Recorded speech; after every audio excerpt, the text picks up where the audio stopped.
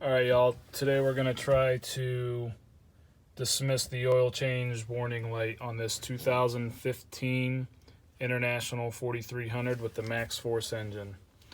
So this one has air brakes, so you got to make sure you're in neutral. Parking brake is set. Turn the key on. Press the cruise control on, off, on. And then press the resume nacelle button 4 times, and then on the 5th time hold it in until the wrench light goes out and the oil change advisory light goes out.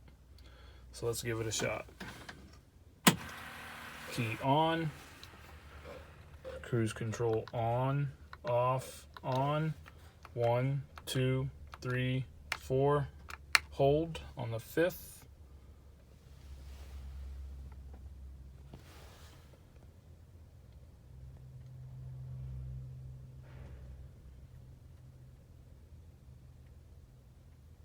Wrench light went out and the oil light went out.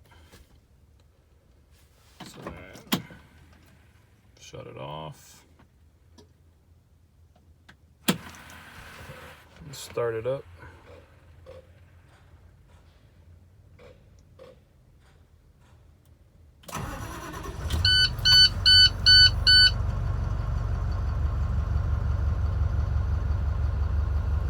And the service engine light is on. Not sure why, we'll have to get that looked at, but the oil change advisory light's off, so at least we got that taken care of. It's been on for about a month after we had the truck serviced, so some of the instructions you read online will say pretty much that same process, but it'll tell you to hold down on the 5th resume push for 4 seconds, but that doesn't work. Just hold it down until it goes off, until the wrench light goes out, and then ultimately the oil change warning on the message center. So you can see that's not on anymore. All right.